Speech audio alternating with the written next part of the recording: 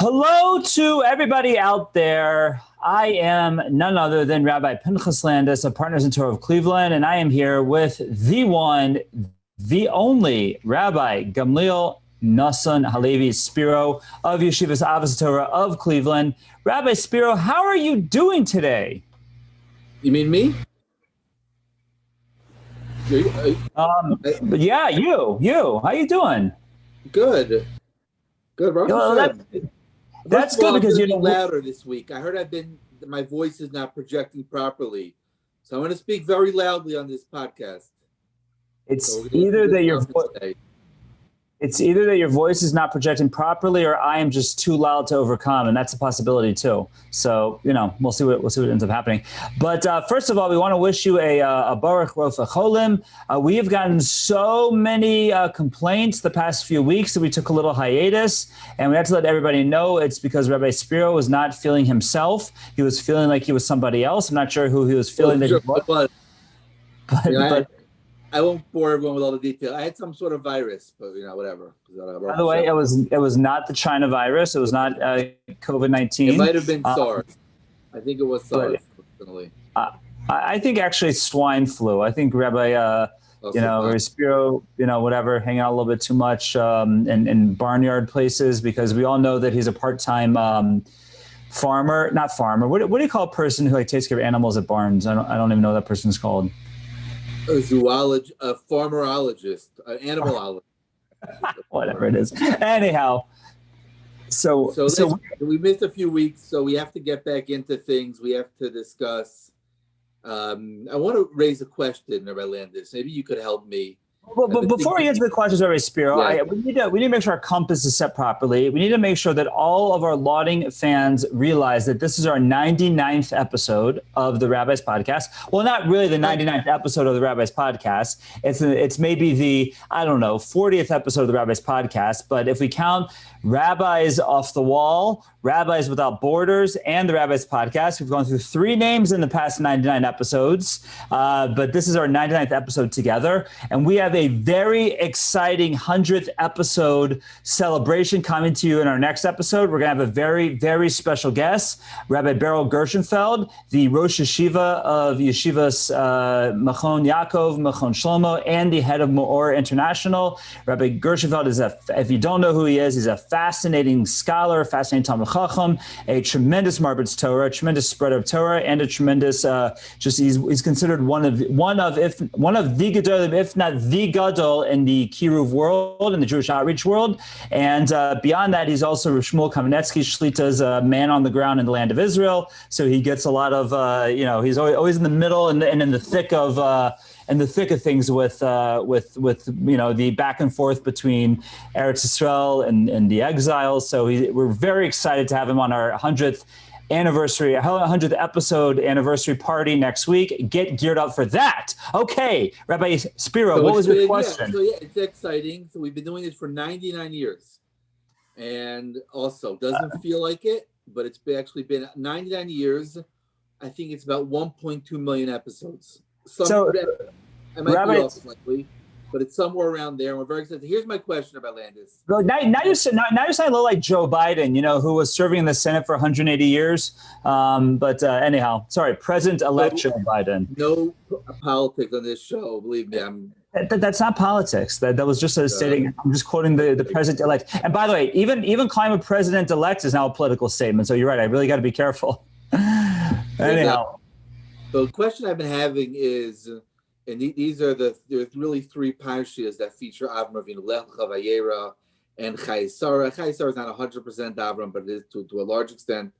And the Medrash says there's different Midrashim that Avram was Megar the Nashim, Sarah was Megar the Anashim, Sarah was the Nashim, Avram with the men, Sarah was the women. They attract them to Torah. There's a Medrash that implies that half the known world was under the influence of Avram and Sarah. So my question is, what was the message? I mean, we all know, I don't know if you remember this, you also didn't grow up on the East Coast. I grew up on the East Coast in Philadelphia, and in the 80s and early 90s, New York was not at all like you remember it today. Times Square was a frightening place, and Manhattan in general was really different than it is today. But one thing I remember is you go to Manhattan, there'd always be people walking around with these sandwich boards saying that the world is coming to an end, and no one would ever listen to them. And so my question, obviously they were wrong because we're still here today. Right. That's my assumption. I'm not 100% convinced, but that's my assumption. So you look right that you look at Yaina. Yaina convinced Nineveh. I also have the same question. What did he tell them? What did Avram tell people? So we know many different midrashim. The midrash says that Avram would invite people over and say, invite them over, then give them a bill. And they would say, I didn't think it was a restaurant. I thought it was a private home. He said, yeah, but the bill is really not money. It's you have to thank where the food is from. The guy would thank Avram. He'd say, no, the food's not from me. And he taught people the basic concepts of monotheism. I'm actually learning Sefer Kuzari right now. Sefer Kuzari goes through a lot of these basic ideas of how to understand the underpinnings of monotheism and how to reflect on that. And it's definitely a logical thing. And this Kuzari even writes how, to a certain extent, how illogical Aristotle was and illogical Socrates. They were brilliant people. My same question, fine. So logic might dictate there's a creator, but the world is not logical. So what did Avram do to convince so many people? Again, I'm not sure how the big world was then. It was after the Mabul and really after the dispersion. So that known world, the Middle East, let's assume, was it 100,000 people? I don't know the number. But the fact that he was able, even if it was 5,000 people, even 1,000, what did he convince to make a mass movement that people would, and again, they did not keep Taryag mitzvahs. It's very clear. They did not keep all the mitzvahs. They did not. And not only did they not keep the mitzvos, and this is something that's always bothered me. I mean, I've heard different terutzim, but I want to see what you would say, just to sort of add on to your question, or we'll call it the part B of your question, is obviously referring to the whole concept of the nefesh asher b'charon, that in which the Meforshim say, as you're saying, that Avraham spread a message that we'll address in a moment to that a quarter of the world, half the world, different accounts, but definitely a large amount of people. So you asked the question, what was that message? But the thing that always bothered me is seemingly it didn't stick, right?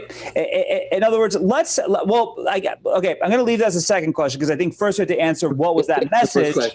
Right, because the answer to the first question might be the answer to the second question. Exactly. No, right. Exactly. Because I think, I'm saying it didn't stick. Well, what didn't stick? In other words, the world could have been like the Lord of the Flies before, or Lord of the Rings, one or the other, before Avraham Avinu comes along. And even though, we think about, he's spreading monotheism to the world. No, it's that he brought a certain amount of civility to the world that didn't exist, a certain amount of morality to the world that didn't exist. And maybe that's what it is. Maybe that did stick. Let's look at, I want to look at the Rashi inside, because I'm curious as to exactly what Rashi's words are there over there. This would be again in last week's 2 weeks ago, Lech Lecha, right? That's where we're told about on the Rashi on Nefesh Ashas B'charon, or is there a different place I should be looking?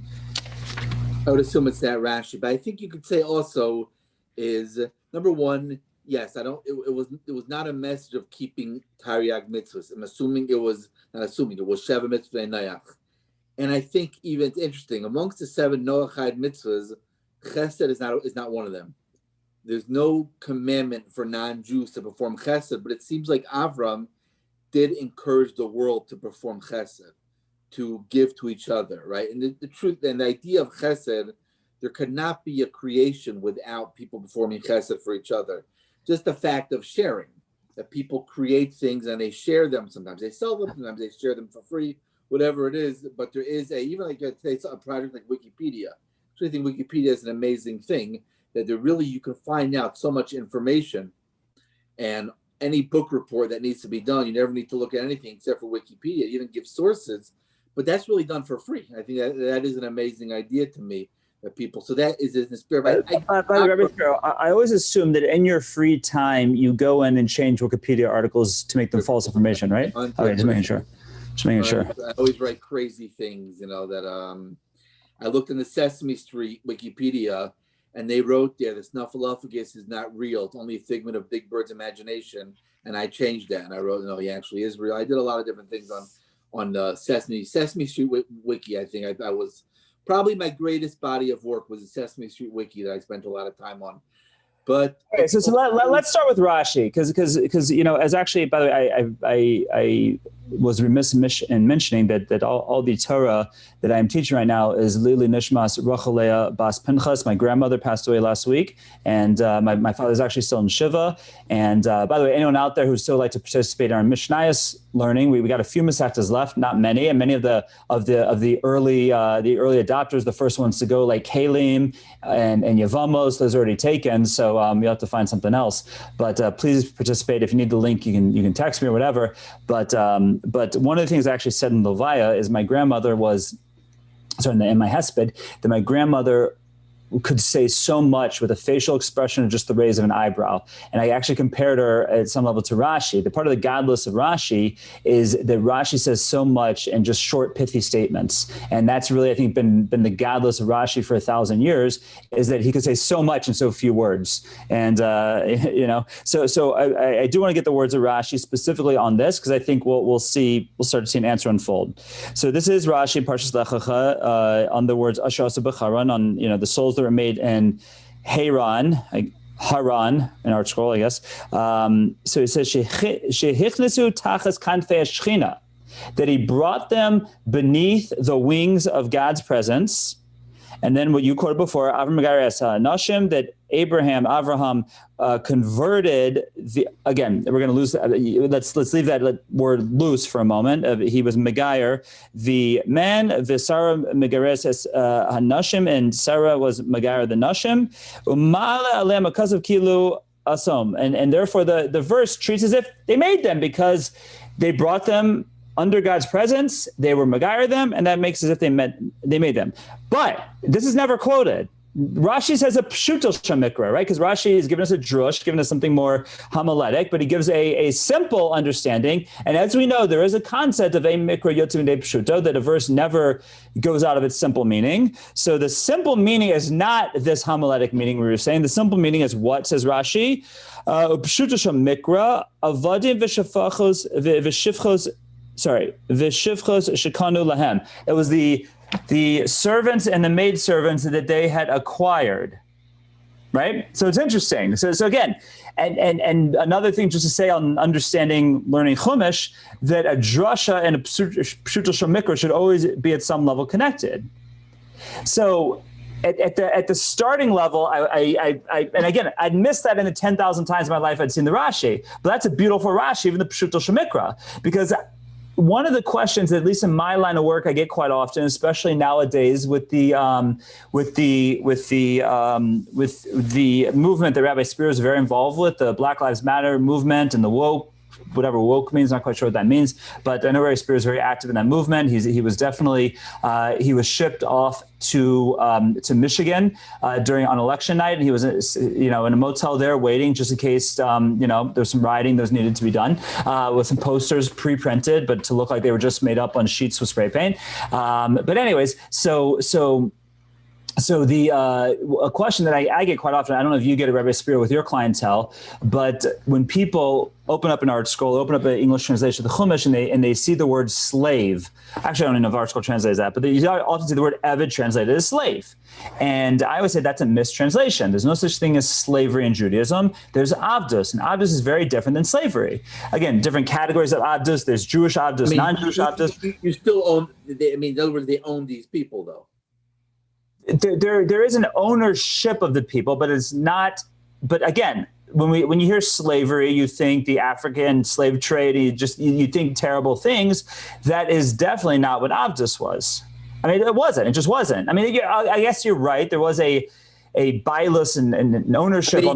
You don't have to convince me of that. I obviously, I accept every word, but I do think getting to the crux of the matter is the difficulty. Avraham was facing off against Avodah Zarah, idolatry, and he was facing off against an apathy. Like the Medrash says that Avraham saw a burning building, Ki'ilu, not literally, but he saw a burning building. Mi balabira hadais, who was the owner of the building? Hashem said, I'm the owner of the building. So meaning Avraham was able to extinguish a world that had cruelty and child sacrifice and a cult, whatever type of alien worshiping, cult worshiping, but at the same time, I wonder if today the insidiousness of the PC culture and the woke culture, it's so deep, it's so ingrained that it's a tremendous challenge. And I wonder, there's different feelings right now.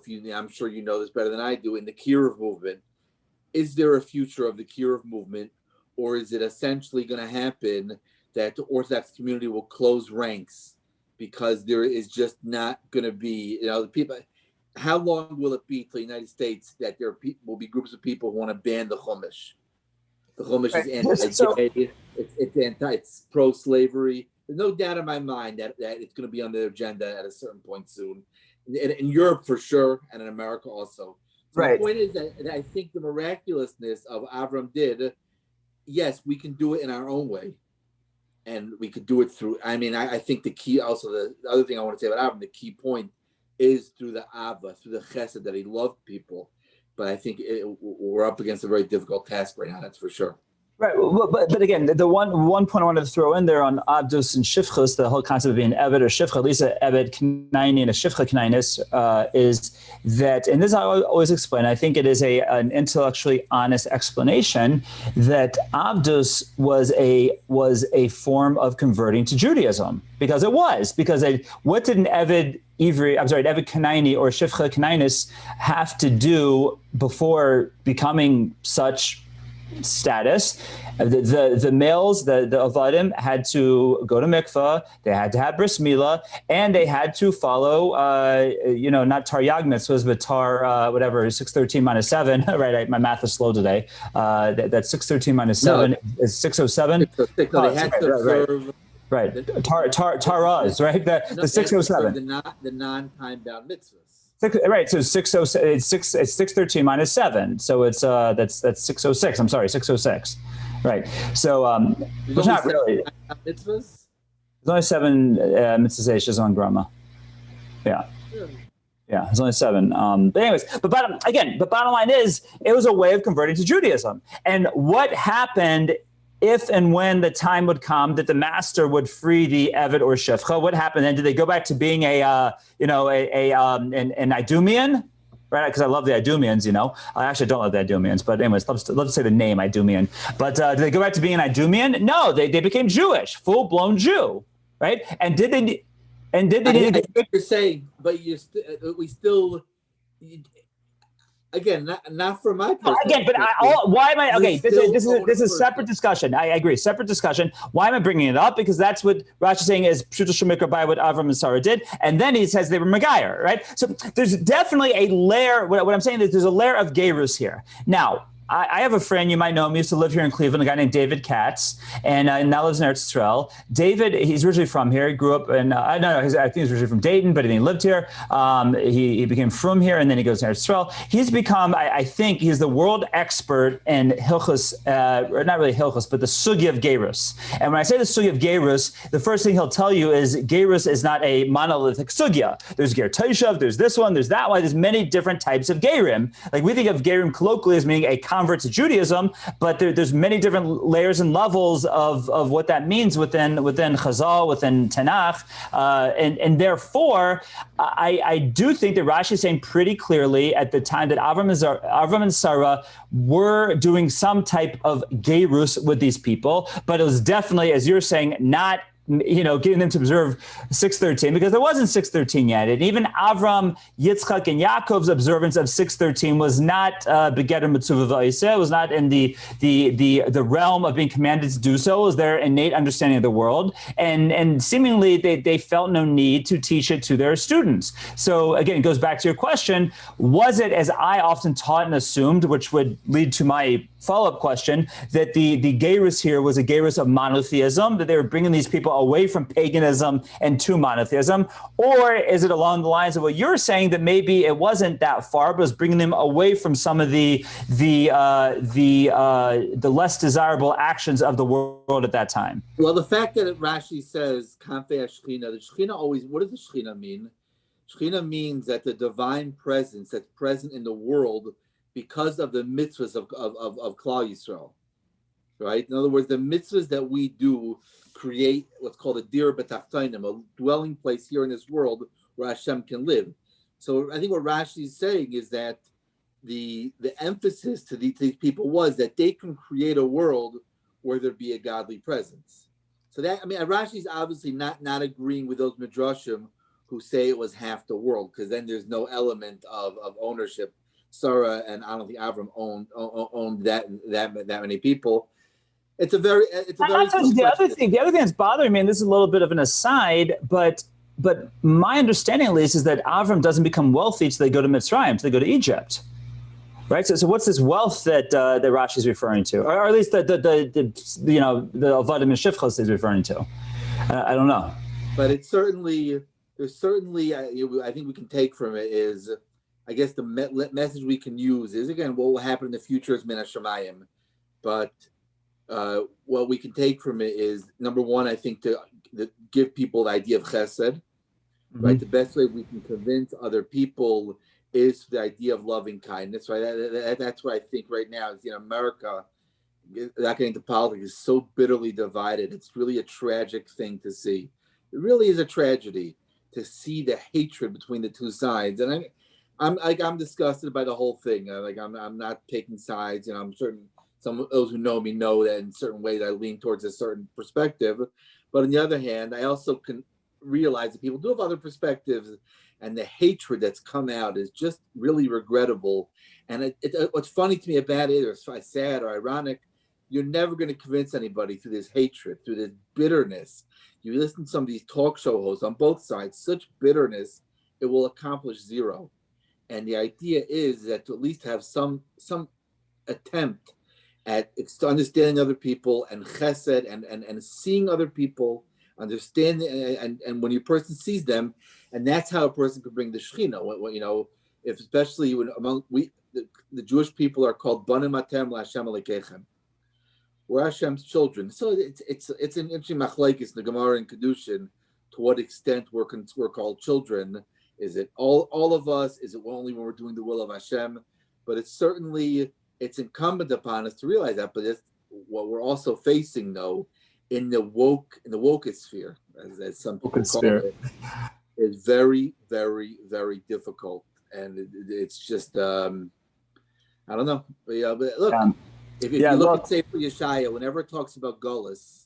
Wait. If I wanted to learn Sefer Yeshaya, where would I do that? So you go to the Sfarim store, and they have a great art scroll on it. No, that's not what I would do. I would go to Zoomcast.com and start listening to the Navi podcast, which is up to Sefer Yeshaya, the book of Isaiah. So, Eric, I don't know. I post them differently than I record them. We're up to like the third, fourth paragraph right now of Yeshaya. Good stuff. Check it out. Really good stuff. I love the Navi podcast. I'm a huge fan. So, anyways, I'm going to have to cut our show. Even when things are looking grim, we're always supposed to be thinking about redemption and how we can do better. So it's 100%. Have a positive outlook. Welcome to the guest. All these important ideas. Yeah, important ideas. And look, just everyone out there, we're happy to bring this episode. Give us your feedback and look forward to that 100th episode bash coming to you shortly. And I can't wait for it. I know Rabbi Spero can't wait for it. I know Rabbi Gershenfeld can't wait for it. So in the meantime, be well. Klal Yisrael can't wait for it. It's going to change the world. It's going to truly change the world. And it's going to settle all the world's problems, I think. So look forward to that. And we can't wait for it. In the meantime, be well. Have a beautiful Shabbos. And we'll talk to you guys more soon. Welcome to the guest, my friend.